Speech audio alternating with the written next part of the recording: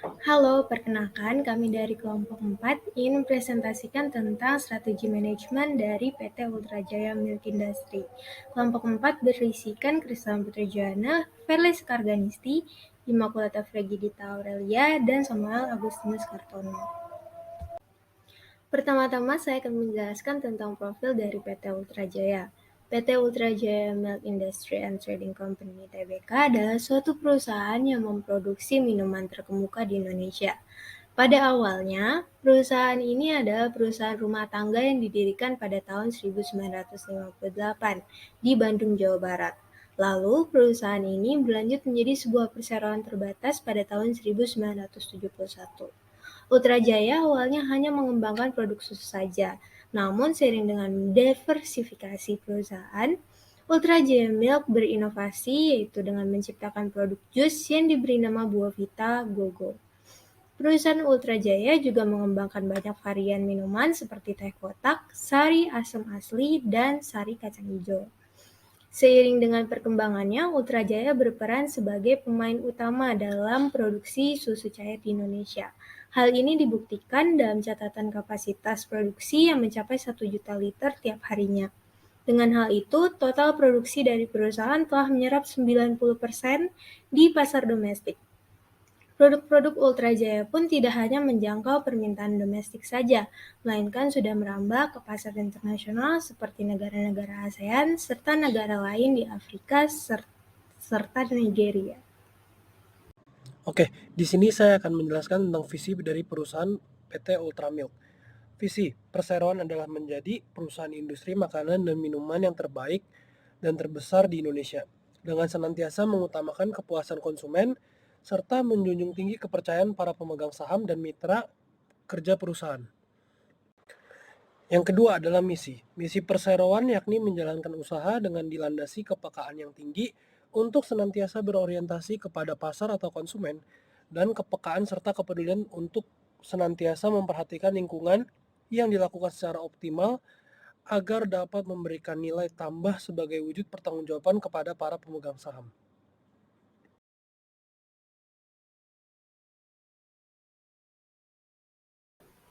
Strength Ultrajaya yang pertama yaitu yang pertama memiliki sumber daya manusia yang berkualitas, keterampilan pekerja yang mengelola berbagai bahan baku seperti susu sapi, kacang hijau, hingga teh merupakan hal yang perlu dipelajari agar dapat menciptakan produk yang berkualitas. Kemudian yang ketiga, memiliki kondisi keuangan yang baik. Kondisi keuangan perusahaan dapat dilihat dari rasio pertumbuhan penjualan susu cair yang meningkat tiap tahunnya dengan rata-rata 16,20%. Kemudian yang ketiga, market leading untuk produk susu UHT di Indonesia. Ultrajaya sendiri merupakan pionir dalam menghadirkan susu UHT di Indonesia. Perusahaan ini memiliki competitive advantage di mana perusahaan telah memiliki brand awareness yang kuat di masyarakat. Kemudian yang keempat, kualitas produk yang ditawarkan sangat baik. Kota Bandung memiliki iklim yang sejuk yang dapat membuat tumbuh-tumbuhan tumbuh hijau dan subur, serta ketersediaan air yang dapat menjaga hewan ternak. PT Ultrajaya Milk memiliki pemasok lokal yang mengandalkan keadaan iklim yang bagus. Strength yang kelima yaitu lokasi pabrik yang strategis. Lokasi pabrik Ultrajaya Milk sendiri berposisi di daerah Bandung, Padalarang. Lokasi pabrik sendiri dekat dengan peternakan sapi perah dan juga perkebunan teh pemasok dari Ultrajaya sendiri yakni KBPS yaitu Koperasi Peternak Bandung Selatan dan juga PTP PT Perkebunan Teh. Dengan adanya lokasi pabrik pengelolaan yang tidak begitu jauh dapat memotong kos pengiriman dari perusahaan, sehingga produk yang ditawarkan dapat lebih kuat untuk bersaing di pasaran luas. Kemudian yang keenam, distributor yang sudah menyebar hingga pelosok Indonesia. PT Bina dan Prima pada tahun 2002 perseroan telah mengadakan perjanjian kerjasama dengan PT Binasan Prima dan menunjuk PT Binasan Prima untuk bertindak sebagai distributor eksklusif produk perseroan di sektor pasar tradisional, warung, toko, dan institusi di seluruh Indonesia. Kemudian diverifikasi produk. Pada awalnya, produk yang dihasilkan PT Ultrajaya Milk Industry hanyalah produk olahan susu sapi. Dengan adanya inovasi-inovasi baru yang berkembang, maka menjadi rasa sapi yang unik dan variatif hingga memunculkan produk-produk baru seperti teh kotak, sari kacang ijo, dan lainnya. Kemudian yang terakhir adanya corporate social responsibility yang menambah value pada perusahaan. Kelemahan atau weakness yang pertama yaitu suplai bahan baku yang masih terbatas. Pasokan bahan baku yang diperlukan perseroan sangat bergantung pada para pemasok, baik pemasok lokal maupun pemasok luar. Kemudian yang kedua, produk yang ditawarkan tidak dapat bertahan lama ketimbang produk kompetitor. Bahan baku yang digunakan oleh Ultramilk menggunakan bahan baku yang natural di mana tidak menggunakan pengawet sehingga pasti akan jauh lebih cepat untuk mengalami basi. Kemudian yang ketiga, biaya produksi yang tinggi. Dalam sisi produksi, tentu perseroan ingin menghasilkan produk yang berkualitas kepada konsumen. Dengan adanya alat operasional yakni mesin UHT yang cukup canggih, namun hal itu juga memakan banyak biaya untuk maintenance aset perusahaan tersebut. Kemudian yang keempat, penyimpanan bahan baku yang cukup sulit. Karena bahan baku yang akan digunakan memerlukan perawatan tinggi dengan bahan baku yang rusak dan mudah terkontaminasi. Kemudian yang keenam, biaya maintenance mesin perusahaan yang cukup tinggi. Kesalahan dalam proses produksi dapat menghambat dan mengganggu kelancaran proses produksi, sehingga mengakibatkan mutu produk terganggu. Kemudian yang ketujuh, akses pasar kurang global. Dalam hal ini, yang dimaksud dalam bidang ekspor PT Ultra Jaya Milk adalah mengutamakan pasar dalam negeri namun tidak memperbesar cakupan ke luar negeri. Kemudian yang kedelapan, perusahaan selektif dalam program kunjungan.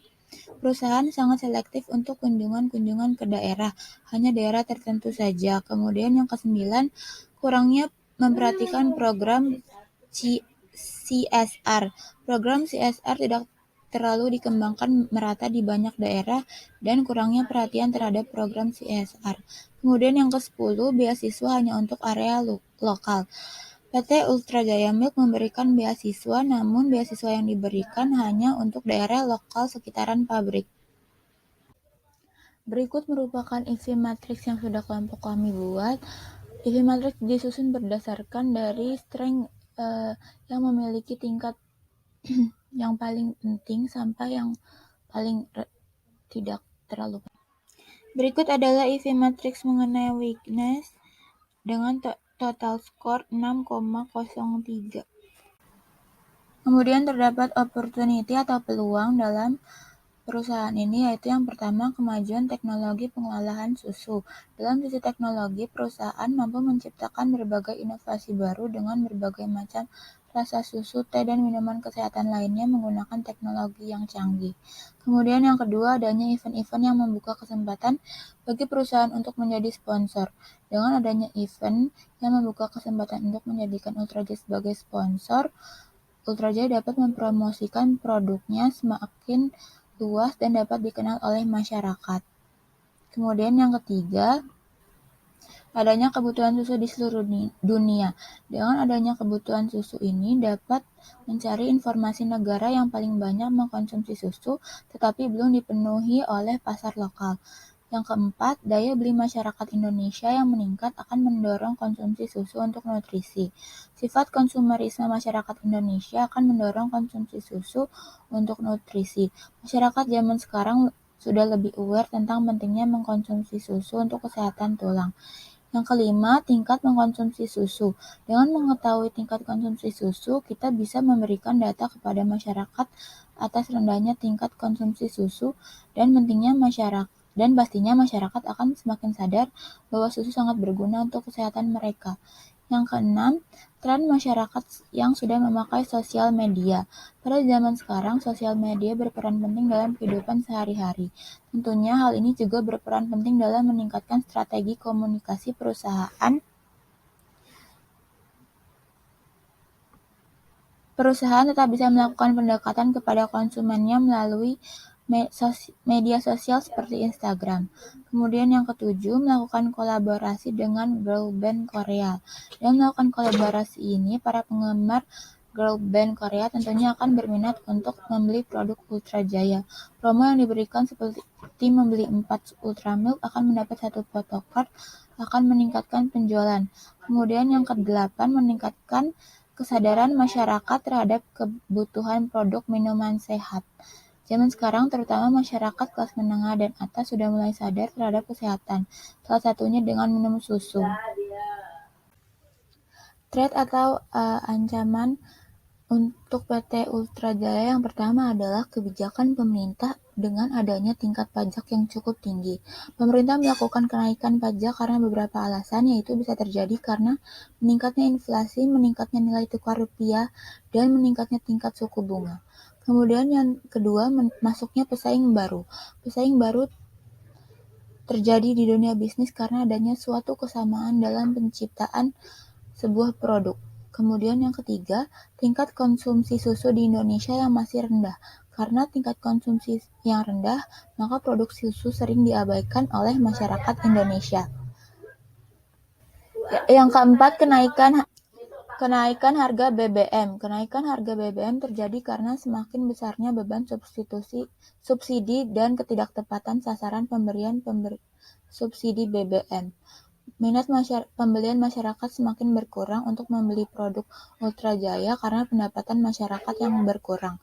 Kemudian yang kelima, kenaikan upah akibat adanya demo serikat pekerja. Kemudian yang keenam, munculnya pesaing lokal. PT Ultra Jaya memang mempunyai banyak sekali pesaing lokal. Contohnya seperti PT Frisian Flag dan juga PT Greenfield. Yang ketujuh, perubahan iklim. Pengaruh iklim yang dapat berdampak pada pakan ternak, produktivitas, reproduksi, dan biodiversity berdampak dari perubahan iklim itu sendiri. Bisa mengakibatkan kuantitas pakan yang buruk, sehingga ternak tidak dapat memenuhi kebutuhan energi untuk mempertahankan berat badannya. Yang kedelapan, masuknya produk substitusi dan susu cair seperti susu bubuk dan susu kental manis. Barang substitusi mempunyai peran penting di pasar. Barang atau benda ini bermanfaat karena menguntungkan konsumen dalam memenuhi kebutuhan hidup. Yang kesembilan, adanya kisruh politik karena adanya politik yang tidak stabil. Dan yang kesepuluh, globalisasi kawasan perdagangan bebas. Globalisasi kawasan perdagangan bebas ini terjadi karena tarif ekspor dan impor yang terlalu tinggi sehingga membuat harga barang tidak kompetitif. Hal ini menyebabkan eksploitasi terhadap masyarakat, ekonomi lemah oleh pihak yang kuat ekonominya, menimbulkan terjadinya monopoli sehingga merugikan masyarakat dan memunculkan kesenjangan ekonomi antara golongan ekonomi kuat dan ekonomi lemah. Berikut adalah EV Matrix yang sudah kelompok kami buat mengenai opportunity. Ini sudah diurutkan dari yang berpengaruh ke perusahaan sampai yang tidak terlalu berpengaruh dengan total skor 3,09. Selanjutnya ini merupakan EV Matrix mengenai trade dengan total skor 1,97 sehingga eksternal faktor total skor dari kelompok kami 5,06. Seperti yang kita ketahui bersama bahwa Ultra Jaya Milk sendiri memiliki beberapa produk yang mereka tawarkan, seperti susu UHT dalam kemasan, susu kental manis, dan minuman kemasan lainnya. Nah, jika dibandingkan dengan produk pesaing dari segi pendapatan dan juga market share yang terdapat di pasaran, maka produk yang ditawarkan oleh Ultra Jaya Milk itu sendiri berada pada kolom star. Karena ketiga produk tersebut itu cukup dominan di mangsa pasar di Indonesia. Nah, namun melihat banyaknya pesaing yang ada di pasaran, tentu strategi kedepannya yang harus dilakukan oleh Ultra Jaya Milk sendiri adalah dengan terus berinovasi, menciptakan suatu produk yang nantinya akan menjadi pembeda dengan produk kompetitor lainnya. Baik, selanjutnya ada Space Matrix. Nah, dari hasil Space Matrix yang sudah dibuat kelompok, kami menyimpulkan bahwa posisi Ultra Jaya saat ini berada di kolom agresif, di mana kolom tersebut cukup strategis. Jadi perusahaan di sini bisa memaksimalkan berbagai kekuatan internal yang dimilikinya yang sudah berjalan cukup baik dari hasil analisa tersebut. Nah, jika Ultra Jaya dapat memaksimalkan kekuatan internal mereka dengan cukup baik, maka mereka mampu untuk memaksimalkan keuntungan dari peluang-peluang eksternal yang ada sehingga dapat meminimalisir kerugian karena adanya ancaman dari eksternal.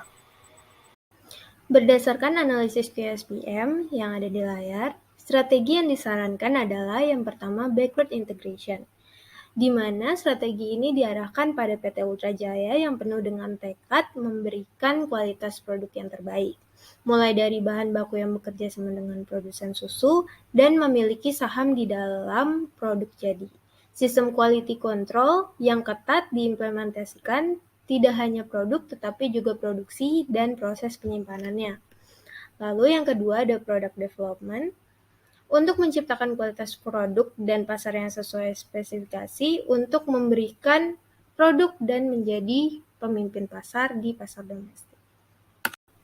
Lalu saya akan menjelaskan QSPM matrix dari PT Ultra Jaya. Untuk strength-nya sendiri, total dari weight adalah 1. Lalu untuk strategi yang pertama, skornya totalnya adalah 2,14. Dan strategi yang kedua, product development, totalnya adalah 3,125. Untuk weakness sendiri, weight-nya totalnya adalah 1. Strategi yang pertama, backward integration, skornya totalnya adalah 1,585. Lalu strategi yang kedua, product development, totalnya adalah 2,54. Untuk total EV-nya sendiri, untuk strategi yang pertama, 3,725, dan strategi yang kedua yaitu 5,665. Untuk opportunity sendiri, weight-nya totalnya adalah 1. Strategi yang pertama backward integration, total skornya adalah 3,21. Lalu strategi yang kedua product development, total skornya adalah 3,29. Untuk trade sendiri, untuk weight totalnya adalah 1. Untuk strategi yang pertama backward integration, total skornya adalah 1,935. Untuk strategi yang kedua product development, total skornya adalah 2,185, total EV-nya sendiri dari strategi yang pertama itu 5,145, dan strategi yang kedua product development, total EV-nya adalah 5,475. Nah, berdasarkan analisis QSPM diperoleh nilai 8,87 untuk strategi yang pertama dihitung melalui total EV dan total EV dari strategi yang pertama yaitu backward integration, dan 11,14 untuk strategi yang kedua dihitung melalui total EV dan total EV dari strategi yang kedua product development. Dan demikian dipertimbangkan untuk menerapkan strategi yang kedua untuk meningkatkan pertumbuhan PT Ultra Jaya sendiri dengan menerapkan strategi yang kedua. Produk pengembangan yang mencapai kualitas produk yang sesuai dan spesifikasi pasar produk bisa menjadi pembeda dan menjadi pemimpin pasar dari pasar domestik. Sekian presentasi dari kelompok kami. Terima kasih.